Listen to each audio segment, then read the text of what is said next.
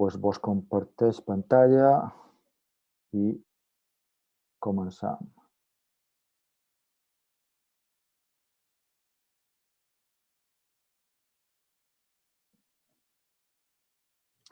Bé, el que hem vist fins ara han estat, com us he comentat,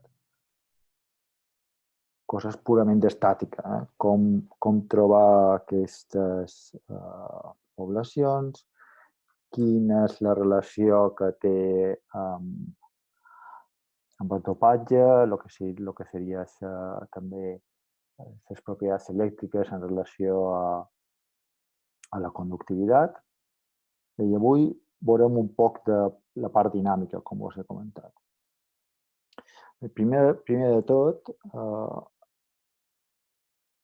hem vist el que és el corrent,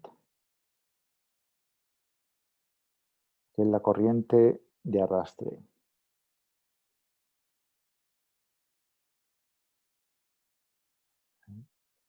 La corriente de arrastre es aquella producida por los campos eléctricos que yo pueda tener dentro de mi semiconductor, ya sean porque se han creado de forma interna o ya sea porque los he puesto externamente. Por lo tanto, nosotros tenemos la presencia de un campo eléctrico, ¿no? Que podemos, en todo caso, descomponerlo en aquello que yo, entre comillas, domino, que externamente vamos a forzar, y los campos internos que se puedan crear debido a asimetrías en la distribución de carga. Si yo tengo una distribución de carga que no es simétrica, que no es homogénea y no nula, entonces yo voy a tener me van a crear unos campos debido a esas distribuciones. Y que no controlaré tanto como el campo eléctrico que yo pueda poner externamente, ¿no? Es decir, la idea de este campo eléctrico es aquella situación en la cual pues yo tengo mi semiconductor,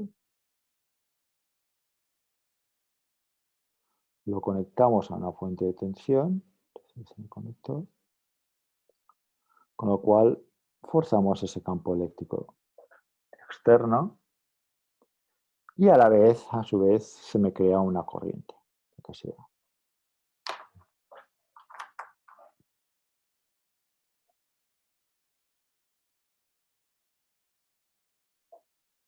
Okay. Bueno, esto lo hemos cuantificado, estas corrientes las hemos cuantificado tanto para el flujo de los electrones libres que podamos tener, como para el flujo de los huecos que también podamos tener a nuestra disposición. Hemos descompuesto esta J que le vamos a llamar de arrastre, ¿no? Vamos a decir corriente de arrastre, lo hemos descompuesto en dos. Una corriente de arrastre de electrones libres más una corriente de arrastre de los huecos que yo pueda tener. Ya hemos dicho que esta corriente de arrastre de electrones pues será la densidad de carga debido a estos electrones, cuál es la densidad de partículas por unidad de volumen y la aportación de cada una de estas partículas en cuanto a carga. Cada partícula es menos Q, por tanto esto es la densidad de carga. Densidad de carga por velocidad me va a dar la J. La velocidad de estos hemos visto que era proporcional al campo eléctrico que tenemos externo, con un signo menos porque va a ir en contra del campo eléctrico, y esta constante de proporcionalidad, que le llamo movilidad, pues ha de ser la propia del portador. Por lo tanto, ya tenemos esta J, ¿no? Que menos por menos me da más, Q por N, mu N, campo eléctrico. En el mismo sentido, podemos calcular la JAP, ¿no? Hemos dicho Pues Q por P, que sería la densidad, y mu P por campo eléctrico, que sería la velocidad del portador. Mencionar que esto es cierto si y solo si el campo eléctrico es moderado a débil. No tenemos una situación de gran campo eléctrico que haga que la velocidad sature. Si el campo eléctrico es muy grande, entonces la corriente tendría esta pinta.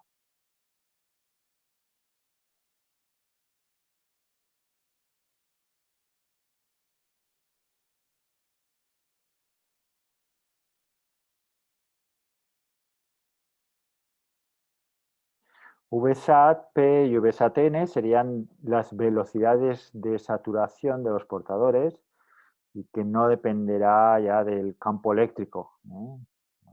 Tenemos un campo eléctrico fuerte. Esto sería esto de aquí, que he puesto aquí, estas expresiones, es para campos eléctricos por encima de un campo eléctrico crítico de saturación.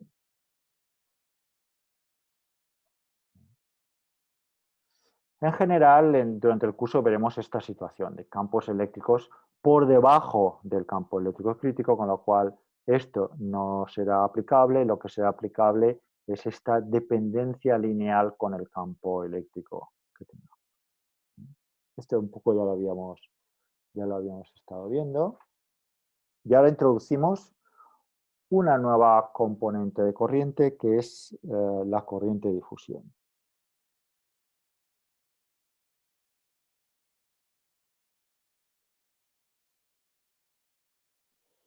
Bueno, la corriente de difusión aparece cuando yo tengo una distribución no simétrica de portadores. Yo lo voy a mostrar en esta transparencia. En esta transparencia de aquí. Corriente de difusión. Supongamos una situación donde tengo unos portadores, aquí son electrones libres, podrían ser también huecos, puesto que tienen plena movilidad por el cristal, y que por las circunstancias que sean, yo tengo en una región pues más portadores móviles que en otra. Tengo esta asimetría. Por otra parte, tengo una agitación térmica debido al hecho de que el cristal está a una temperatura determinada. Por lo tanto, en principio estas partículas móviles están teniendo un movimiento aleatorio, un movimiento browniano por el cristal, sin una dirección predeterminada, ¿no? Es decir, tanto puede ir hacia la derecha como hacia la izquierda. De todas formas, puesto que tenemos una asimetría en la concentración de portadores, vamos a encontrarnos con el hecho de que, por ejemplo, aquí justo en esta línea que se muestra que hay el mayor gradiente, ¿no? de concentración, donde tenemos aquí bastante menos portadores que no justo a la derecha de la línea, pues lo que muestro aquí es que la probabilidad de que yo tenga un flujo de partículas de izquierda a derecha es menor que la probabilidad de que yo tenga un flujo de partículas de derecha a izquierda. Simplemente por el hecho de que hay más a la derecha que no a la izquierda, y también motivado porque hay agitación térmica. Hay esa energía que comparten todas las partículas que la pueden absorber o la van absorbiendo de los núcleos atómicos y que les hace mover de forma random, ¿no? Por lo tanto, eso, yo voy a ver que con el tiempo, y si solo dependiese de de la agitación térmica, pues con el tiempo yo tendría que esta situación va evolucionando hacia una situación de distribución homogénea de los portadores. Si no tuviese otra fuente de energía o alguna fuente de energía que me mantuviese esa asimetría, pues la evolución natural sería la de mezclar ambas regiones y acabar teniendo una densidad homogénea. ¿Vale? Y eso es lo que se denomina el proceso de difusión. Porque el efecto es que yo voy a tener un movimiento neto de corriente de derecha a izquierda para esta situación, de mayor concentración de portadores a menor concentración de portadores. Y este movimiento natural, debido a eso, a ese gradiente de concentración y a esa agitación térmica, pues se traslada en pues eso, en un movimiento ordenado de carga, puesto que cada partícula aporta una determinada carga eléctrica. Por tanto, tendré una corriente eléctrica que llamaré corriente de difusión. En este caso, la corriente de difusión va en el sentido contrario del movimiento de las partículas porque, como recordáis, la corriente se define como el desplazamiento neto de carga positiva. Aquí el desplazamiento neto es de carga negativa hacia la izquierda, que es lo mismo que hablar de desplazamiento neto de carga positiva hacia la derecha.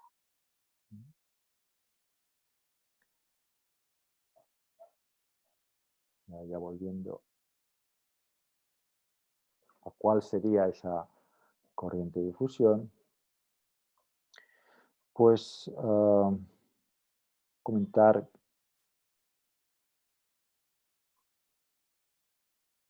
la ley de Fick, que es la que de alguna forma me cuantifica el flujo de partículas debido a una agitación térmica.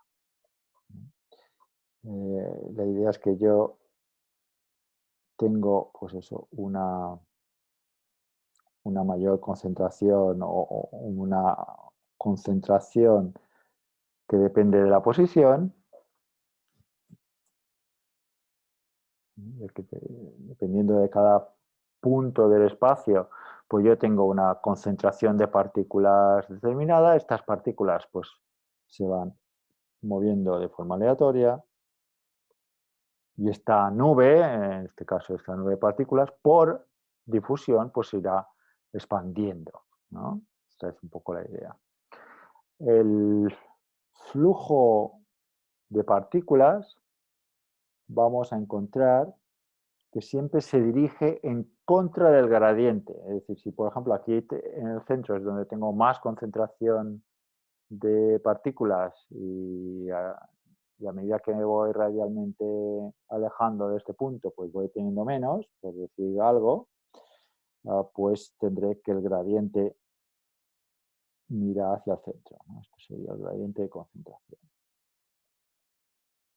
Pues el flujo de partículas es directamente proporcional a este gradiente de la concentración, en donde la constante de proporcionalidad se llama constante de difusión, esta de mayúscula, y este menos me da cuenta del hecho de que las partículas van en contra del gradiente, es decir, en lugar de ir a concentrarse al punto, lo que hacen es ir a separarse, ¿no? O sea, el flujo menos D mayúscula, constante de difusión, por el gradiente de la concentración de esas partículas espaciales. Si yo tengo una simetría en dos dimensiones, de forma que Y, Z, X, ¿no? Vamos a suponer que en Z y X tenemos simetría de concentración. De forma que la concentración solo me aparecen asimetrías en función de un eje, por ejemplo, el Y.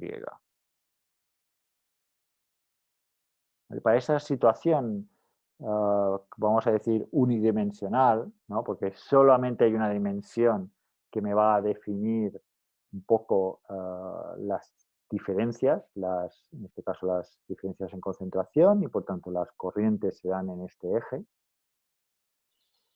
Pues esta expresión de aquí se reducirá simplemente a la derivada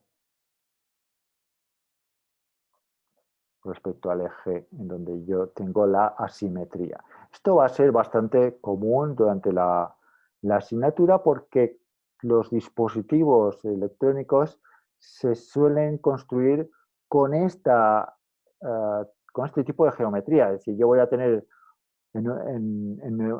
un eje en donde voy a variar concentraciones de partículas o concentraciones de dopaje o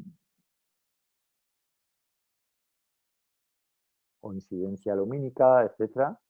En un eje voy a tener lo que son las asimetrías en donde yo me puedo encontrar en ese dispositivo y en los otros dos ejes yo voy a tener simetría.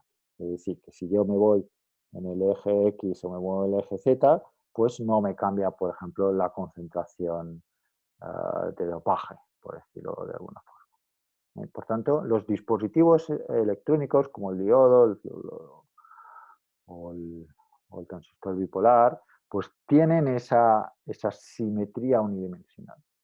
Entonces, va a ser muy utilizada típicamente en lugar de gradiente, utilizar lo que es la derivada en el eje en donde tengo la asimetría. Bueno, a partir de aquí, pues derivar la corriente de difusión, por ejemplo, de electrones, pues esto sería, pues, si conozco el flujo de partículas de electrones móviles, pues lo multiplico por menos Q y ya tengo la corriente de difusión debido a los electrones de la banda de conducción.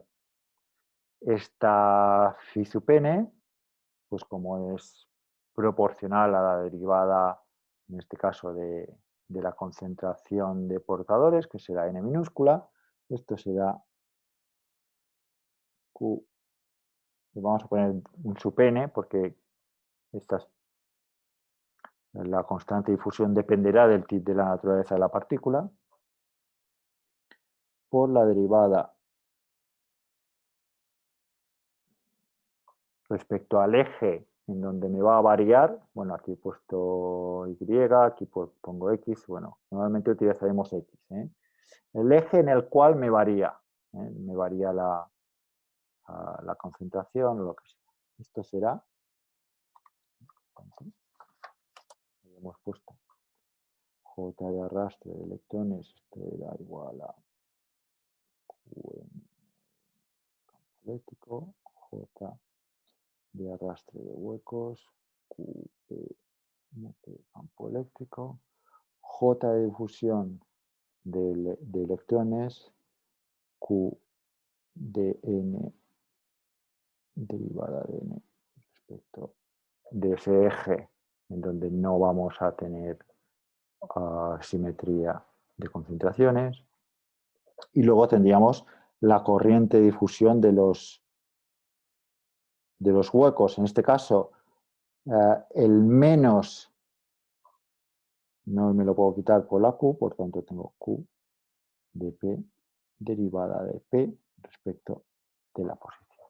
Estos serían básicamente los 4 componentes de corriente que yo me puedo encontrar en un semiconductor, aparte de los efectos que podría tener por un campo magnético, lo que sería la corriente debido a fuerzas de Lorentz que se puedan crear por presencia de campos magnéticos. En este curso no vamos a ver, aparte de mencionar el experimento de efecto Hall de la clase pasada, pues lo que es el experimento que se utiliza primero para verificar que hay dos tipos de portadores, electrones móviles de carga negativa y huecos de carga positiva, aparte de verificar esos dos tipos distintos de portadores, cuál es la metodología de cálculo de las concentraciones de portadores, M minúscula y P minúscula, o de las movilidades. Ya, aparte de ese experimento, no vamos a ver otro mecanismo de transporte de carga que el propio, debido a campos eléctricos que forcemos en el semiconductor, o gradientes de concentración. Esto será, digamos, nuestras reglas del juego.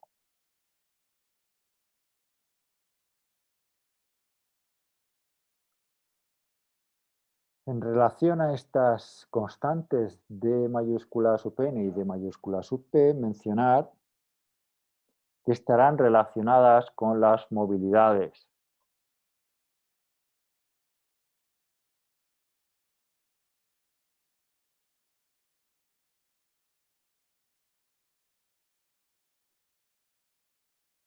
No vamos a demostrar, pero es lo que se llama la relación de Einstein.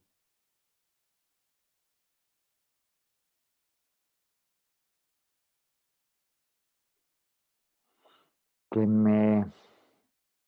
pues eso, me desgrana un poco esas constantes de difusión en función de la temperatura VT. Esto es la tensión térmica, recordad, lo definimos la semana pasada. K por T dividido por Q. Esto es la tensión térmica, más o menos 26 milivoltios a temperatura ambiente.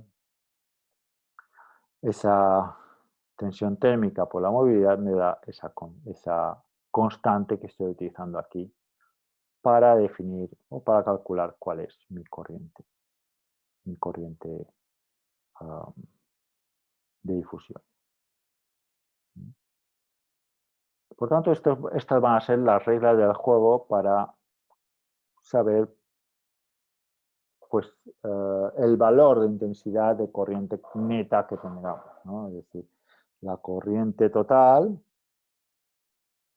no será más que la suma de estas cuatro.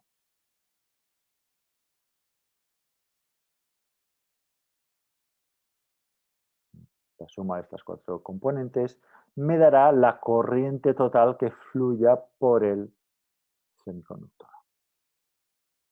aparte de esto, mencionar también lo que es una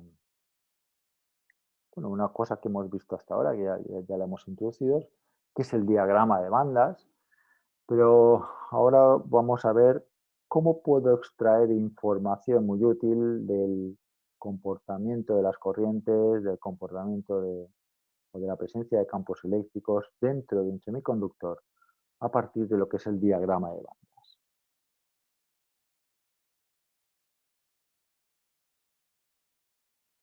Y es que yo a ese eje que hasta ahora ha estado más o menos en solitario durante las explicaciones del curso,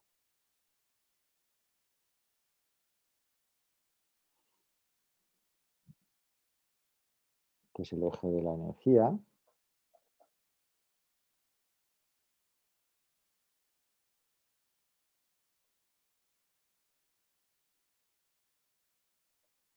en donde arriba del todo tendría un E0.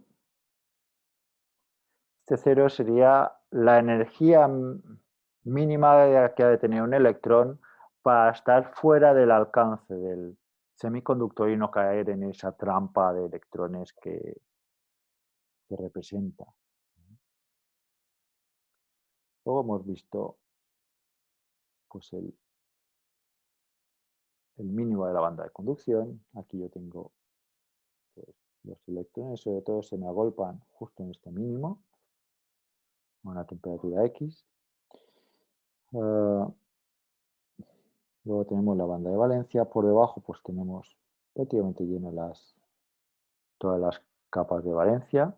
Y justo en la superficie pues hay como pequeñas burbujitas, las podemos pensar como pequeñas burbujitas, pues ausencia de electrones en determinados enlaces covalentes. Y esos son los que se me mueven y son los huecos. Por lo tanto, aquí hay los huecos, aquí hay los electrones de la banda de conducción libre, los N minúscula y los P.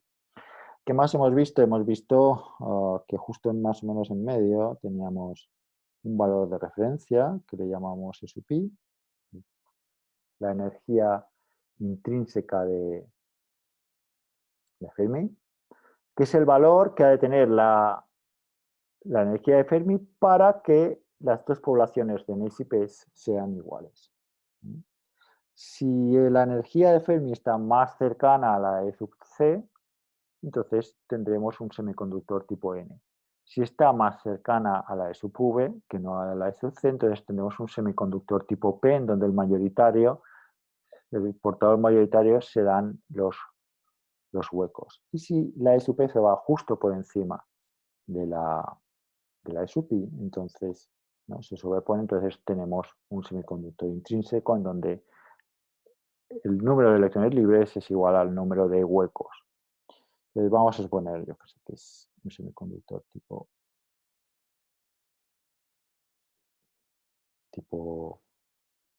N.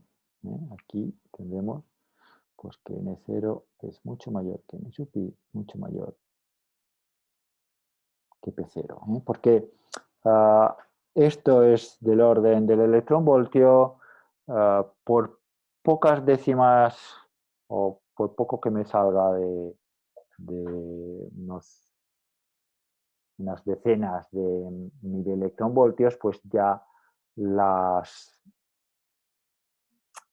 cantidades de portadores se disparan. Hay una dependencia exponencial con esta diferencia que es el potencial de Fermi. N0 depende exponencialmente del potencial de Fermi. E0 depende exponencialmente del potencial de Fermi. Esto es lo que hemos visto hasta ahora. Podemos definir más parámetros de utilidad, aparte de esta phi, este potencial de Fermi. Pues si yo tengo aquí un electrón, que son los que están, digamos, con mayor energía dentro de mi cristal, y lo quiero promocionar hacia el exterior para ionizar el cristal, en este caso sería proporcionarle una energía de ionización, ¿no?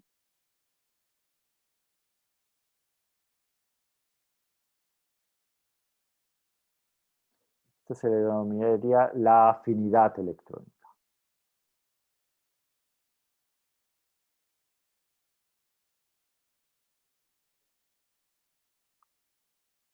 que es la, la tensión o la energía que le tengo que dar por partícula para sacarla del cristal. Afinidad electrónica.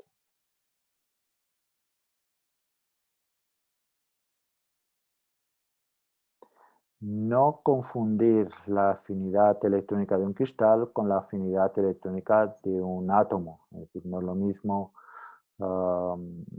silicio mismo. Esta afinidad electrónica, que es la energía necesaria por partícula para sacarla del cristal, con el hecho de tener un átomo solitario de silicio y ionizarlo y dejarlo con carga eléctrica positiva, porque yo haya arrancado uno de sus electrones de valencia. Es una situación distinta. Por tanto, habrá esa afinidad electrónica en química, ¿no? más química, y esta otra afinidad que está relacionada con el cristal, ¿no? Es una propiedad del cristal, ¿no? Que son distintas afinidades. ¿Qué más podemos definir aquí? Pues lo que se llama la función trabajo.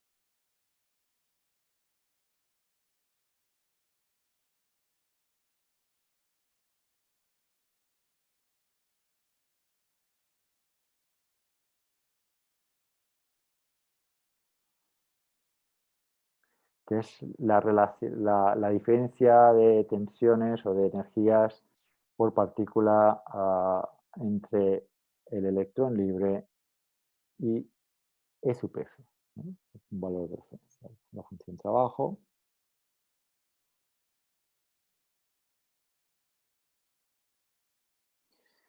¿Qué más podemos encontrar aquí? Pues el E sub G, ¿no? Que hemos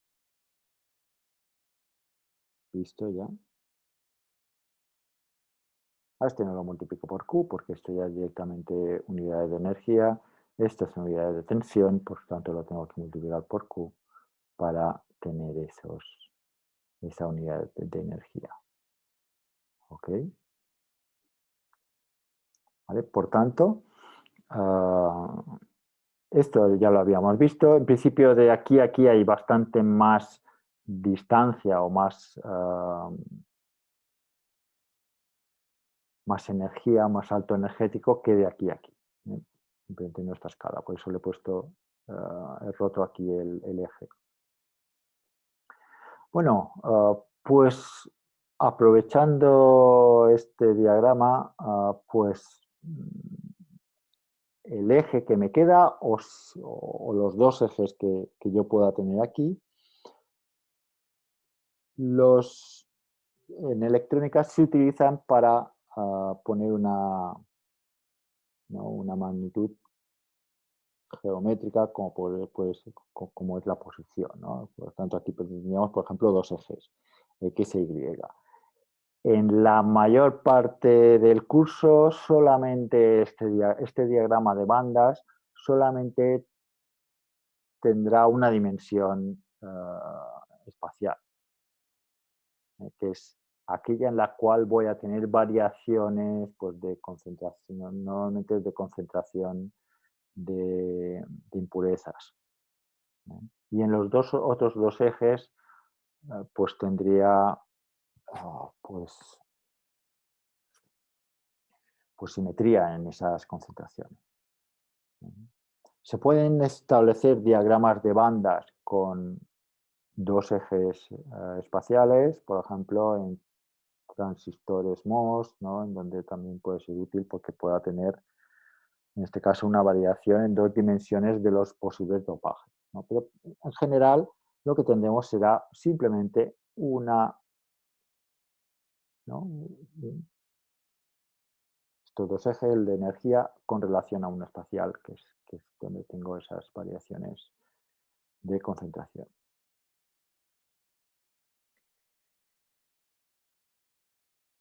Por lo tanto, en este caso, si esto es un eje X, este diagrama correspondería a un semiconductor homogéneo.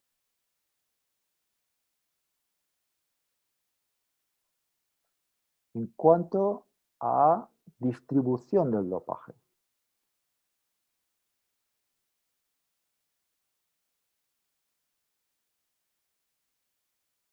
¿Vale? Si esto corresponde a un cristal a temperatura ambiente, ¿no? Si la T es igual a la T ambiente, ¿no? Entonces habíamos visto en una clase anterior que en este caso los n, estos n o estos n0 que hemos puesto aquí y que dependen exponencialmente de phi, más o menos eran igual a la concentración efectiva de donadores en el semiconductor, que no necesariamente tendría que ser constante en función de la posición y durante el curso normalmente no va a ser algo constante,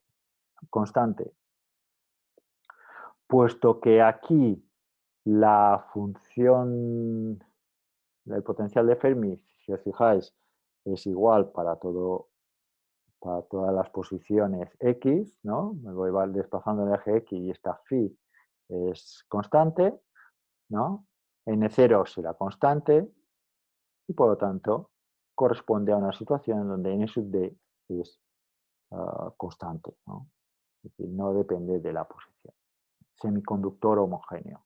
¿Por qué? Pues porque tengo ese potencial que es constante, ¿no? Esa diferencia, esta flechita tiene la misma el mismo sentido y la misma magnitud, ¿no? La misma longitud en cualquier punto de los que yo he dibujado aquí. ¿Vale? Esa es una de las cosas que yo puedo vislumbrar en un diagrama de bandas en donde aproveche para poner aquí la distancia, ¿no? La posición. Puesto que puedo ver si hay gradientes de, en este caso, de concentración de portadores en el cero, que en este caso estarían motivados por la presencia de impurezas donadoras en sub D, que aquí, pues si lo tengo de forma homogénea, pues tendré un valor constante para sí.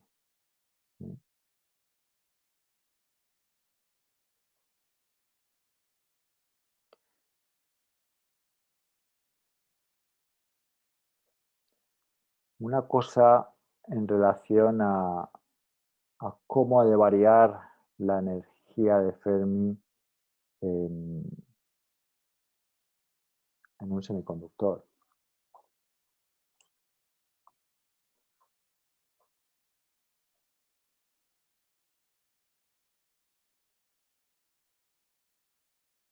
Ya sabemos por termodinámica que si yo tengo dos materiales que están a temperaturas distintas, T1 y T2, y estos dos materiales pues los acerco, ¿no? Y los junto, están en contacto térmico y habrá una transferencia de energía del más caliente al más frío y las temperaturas se van a compasar, ¿no? Esto es el proceso de paso de una situación de desequilibrio térmico a una situación de equilibrio térmico, ¿no? Yo tengo T1 y T2, pues los junto, pasa un tiempo, un transitorio, y llego a una situación de temperatura constante, ¿no? Homogénea para todo el cristal. Cuando he llegado a esta situación, yo estoy en una situación de equilibrio. Y le llamo equilibrio térmico.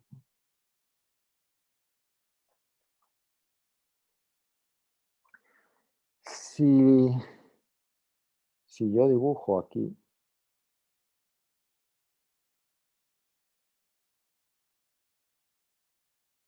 E y F de E,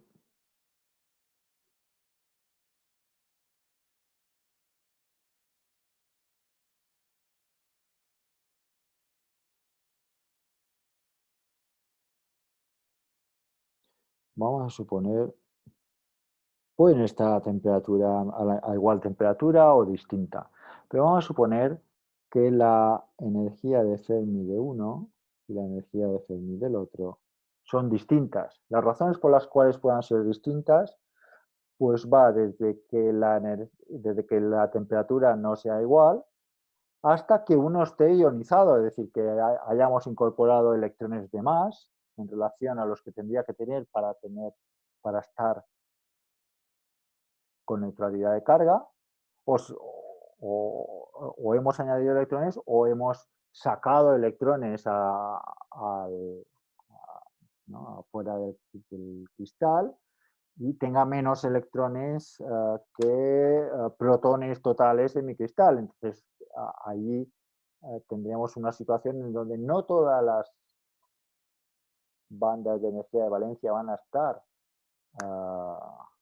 ocupadas porque me faltan, lo he ionizado, me faltan electrones. Entonces, ese mismo valor de la energía de Fermi, que recordad es aquella en la cual, en caso de que yo esté a temperatura de cero ambiente, ¿no? Es a partir de la cual yo sé que tengo todos ocupados con electrones. Entonces, si quito electrones, esta energía de Fermi me baja. Si aumento electrones, pues la energía de Fermi me sube. Es una cantidad que es muy dependiente de cuántas partículas tengo yo allí para colocar en mis estados posibles.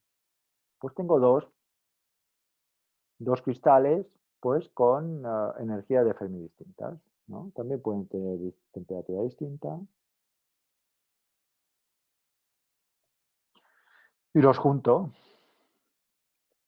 Nos juntamos, pues está claro primero que, que la curvatura va a ser, cuando yo acabe en pase el transitorio, un transitorio de transferencia de partículas entre uno y otro, cuando pase ese transitorio y tenga una homogeneización de la temperatura, pues por un lado tendré la misma curvatura y por el otro lado tendré el mismo valor de energía de Fermi por todo el cristal. Esto suponiendo dos cosas. Uno, que que he llegado al equilibrio térmico. No hay influencia externa, ya sea lumínica y tampoco eléctrica. Es decir, esto está aislado eléctricamente y es decir, no tengo aquí ningún cable conectado a ninguna pila. ¿Vale? Pues está aislado y en equilibrio térmico. Si estoy en esta situación, la energía de ese valor de referencia de la energía de Fermi, igual que las temperaturas se igualan por ese contacto y por esa llegada al equilibrio térmico, la energía de Fermi también se iguala. Es decir, lo que no tiene sentido es que yo vaya a tener una región del cristal en esa situación de equilibrio y de aislamiento, pues con más ocupación de electrones que más allí, que tendré menos, que estará ionizada. Pues no voy a tener esa situación. Los electrones van a seguir o van a buscar ese mínimo de energía y al final voy a tener una cosa acompasada. Por lo tanto, si estoy en un sistema aislado, lo cual también implica que la corriente total, ¿no? Tanto la de n de partículas n como de las partículas P, ¿no? Y por ende la total, va a ser cero. No voy a tener un flujo neto de partículas hacia ningún lado, ni de electrones por sí solos, ni de huecos, pues, ni de electrones libres por sí solos, ni de huecos. Yo voy a tener sistema aislado, corrientes netas igual a cero. Y luego la energía de Fermi, igual que la temperatura, se va a homogeneizar y va a ser igual a una cosa.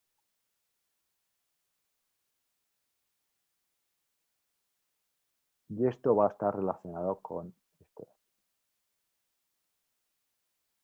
La, Solamente en el caso en el cual yo tenga un gradiente de esa energía de Fermi, entonces voy a tener una corriente eléctrica.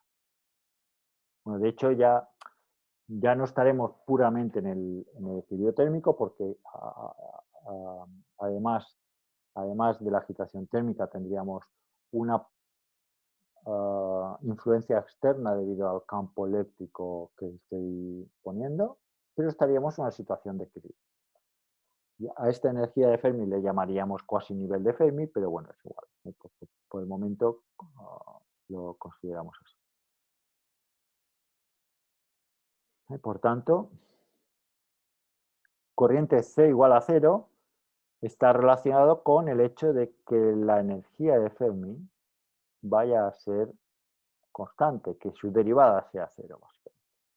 Que es otra de las cosas que podemos ver aquí. Aquí podemos decir que no hay ningún tipo de corriente porque la energía de Fermi es constante.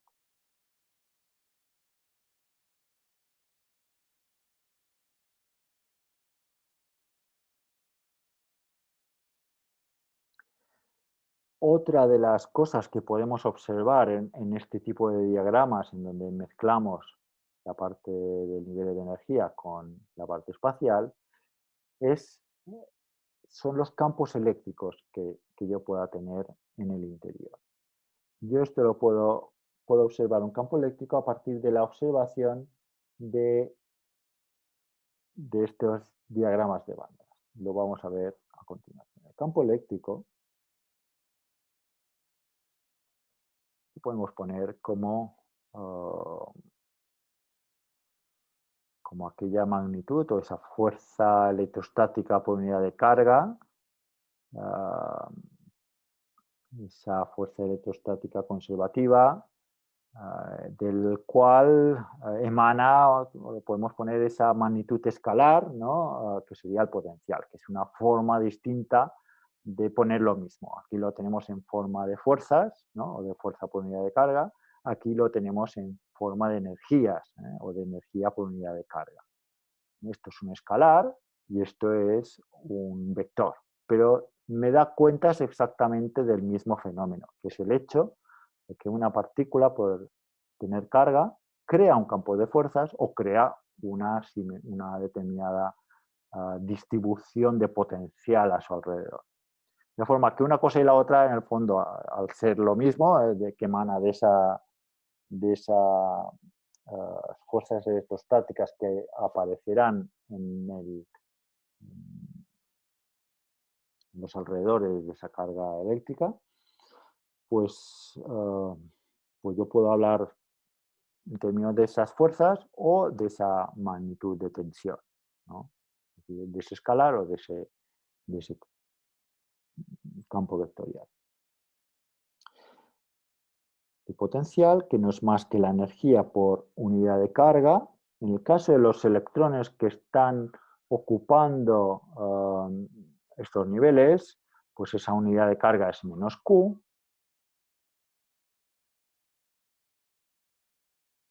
Y si estoy muy interesado en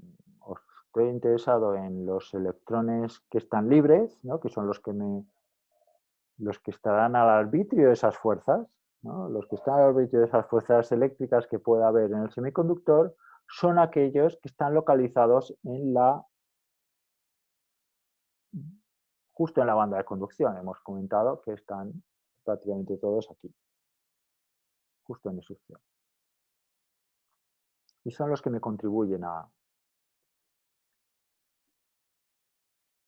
la corriente.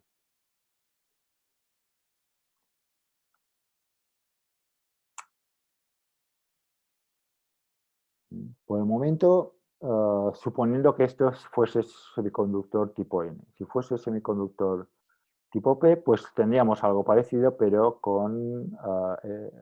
teniendo en cuenta que estamos con portadores de carga positiva que están en E sub V. Cambiaría el E sub C por E sub V. Bueno, el caso es que el gradiente, ¿no? Esta magnitud que me dará la fuerza eléctrica que yo tenga ahí, lo puedo poner como 1 entre Q por el gradiente de sub C.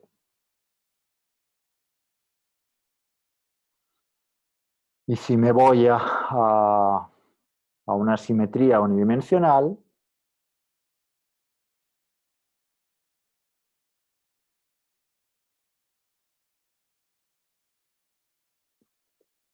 donde en el eje X que mostramos es el que tengo las posibles variaciones de concentración o no, pues si me voy a una simetría unidimensional, pues el campo eléctrico es proporcional a la derivada, o sea, a la pendiente de sub C con la posición.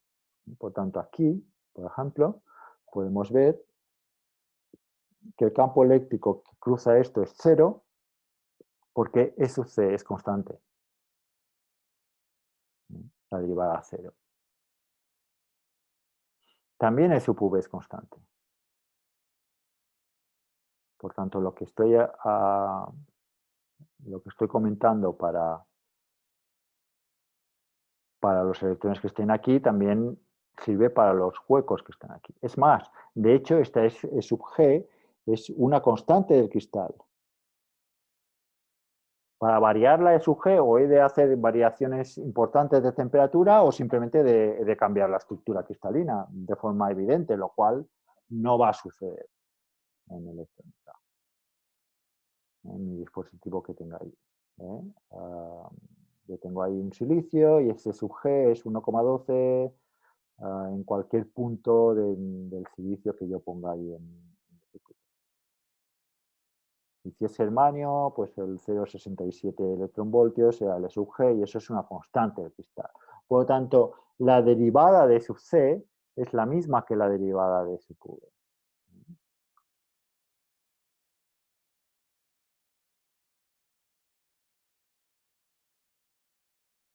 Esto es lo mismo, porque van a la par, porque D sub G es constante, una constante del cristal.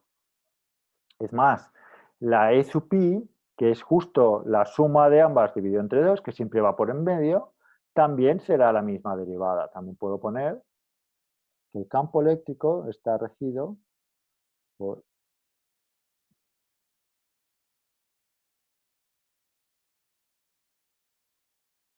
Y si me apuras,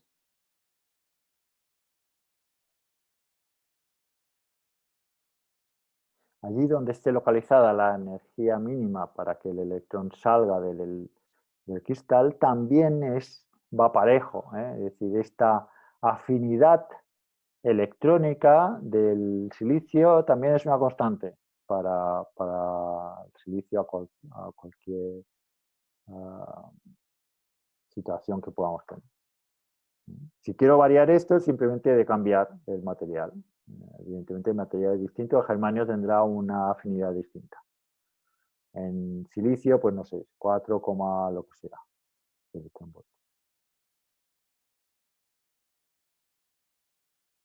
¿Vale? Y eso será constante también. Por tanto, el E sub 0, el E sub C, el E sub pi, el E sub V siempre van en paralelo. Estas son un poco las reglas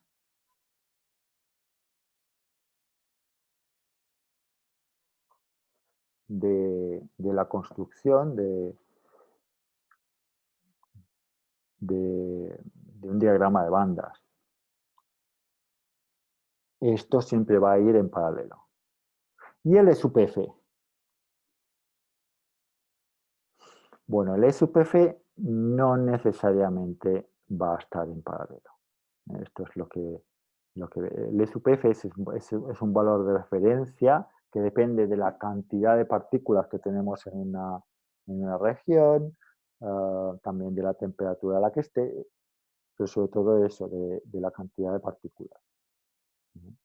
Si pasa corriente o no tendrá una determinada pendiente. El E sub F no es algo del cristal, sino de las condiciones térmicas a las que esté, de las condiciones de cantidad de portadores que yo tenga ahí, etc. Pero esto sí, es una constante. Entonces, por ejemplo, si yo tengo, pues eso, un cristal, claro, este sea mi eje en donde pasen las cosas divertidas, porque en este caso forzamos un campo eléctrico en esta dirección, ¿no? Ponemos una tensión, tenemos un campo eléctrico, tenemos una corriente. ¿Cómo sería el diagrama de bandas? Pues primero de todo, el campo eléctrico ha de ser proporcional a la pendiente del E sub C o de todas las E's que he dibujado aquí. Por tanto, yo pondré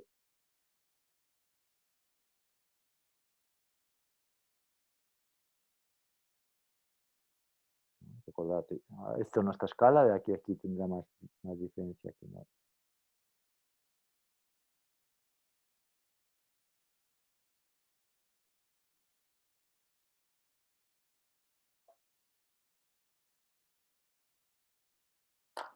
Y lo pondremos en un color distinto para que se note más.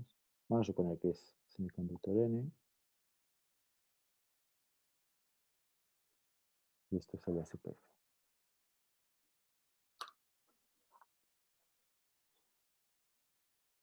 Vale, esto es el eje de la energía, esto es el eje X que hemos dibujado aquí.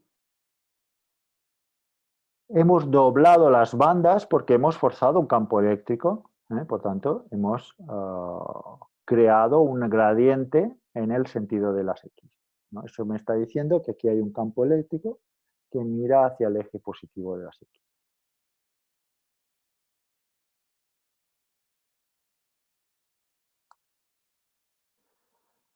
¿Hacia dónde tengo la corriente? Bueno, bueno, si yo tengo aquí un electrón ahí en las bandas, justo en el mínimo de la banda de conducción, de repente hemos inclinado como si cogemos un plato y lo inclinamos, pues lo mismo, estas partículas se van a su mínimo de energía, se desplazan hacia la izquierda, van en contra del campo eléctrico, ¿eh? Van a buscar ese mínimo de energía, se desplazan hacia la izquierda. Si yo tengo algún hueco, que alguno tendré, aunque menor, porque esto es un semiconductor tipo N, porque Phi es positivo, fijaros, este es el potencial de Fermi, el Phi.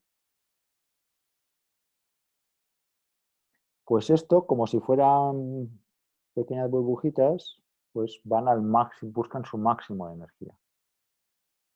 Es como si quisieran escapar de la banda de valencia de alguna forma y como si fueran burbujas, y esto pues como si fuesen pues elementos que caen por una pendiente.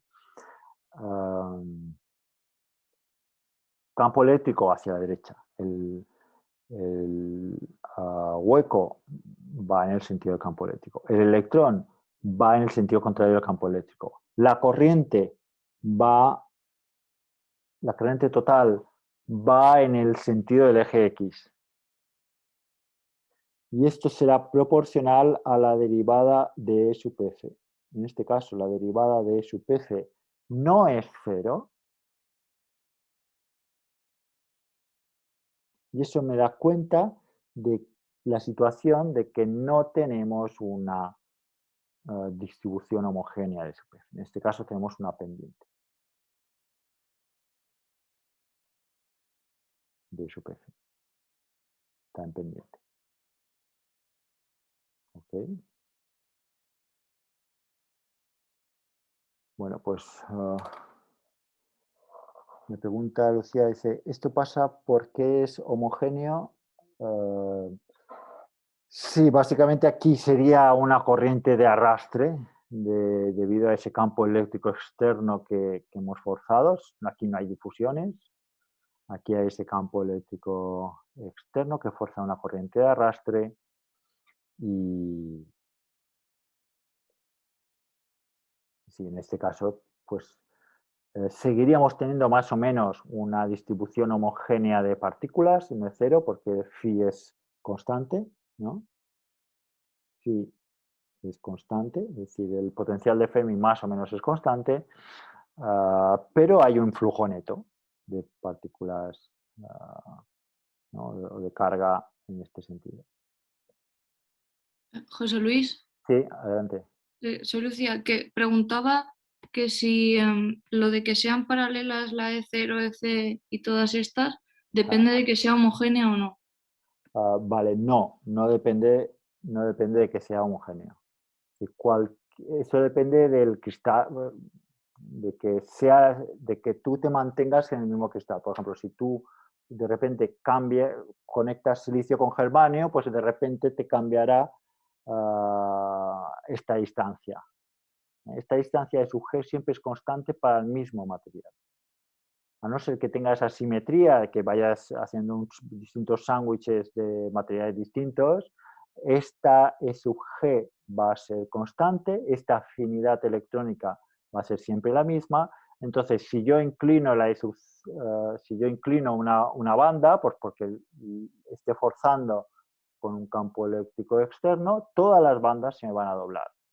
La E sub I, la E sub C, la EV y la E0. La única que a lo mejor puede no estar acompasada es la E sub f, que esto lo veremos más adelante. Pero la respuesta a tu pregunta es, la respuesta sería no si a homogéneo lo entendemos como el mismo material, pero con distintos dopajes. Si solo cambia el dopaje, seguimos teniendo esta situación. Por tanto, tanto para homogéneo como para heterogéneo, todas estas niveles van a ser paralelos, el band gap será constante, etcétera, etcétera. Ahora, si por homogéneo o por heterogéneo entendemos que cambiamos de material, entonces esto ya no se cumple. Pero por norma en el curso tendremos que el material es siempre el mismo. No vamos a tener, pues eso, un sándwich de distintos semiconductores, que podría ser, hay dispositivos que se quedan así, y por lo tanto van variando los valores de sub G, para entendernos, de repente cambia, ¿no? Porque esto es germanio, ¿no? Esto es germanio y esto es silicio. Entonces, y a lo mejor en la transición, pues ya no tenemos esta y esta ya no van en paralelo, justo aquí en la transición, para entender, ¿no? Y si voy teniendo distintas capas, pues esta E sub G, igual que digo esta E sub G, digo la afinidad, pues va variando dependiendo del material. Si entendemos por heterogeneidad a cambios de materiales. Ahora, cuando yo hable de homogéneo y no homogéneo, sobre todo me refiero a que es el mismo material, pero con dopajes distintos. El dopaje, en principio, no me varía ni la E sub G ni la afinidad. Bueno, pues si os parece, lo dejamos aquí y nos vemos mañana. Gracias por la atención.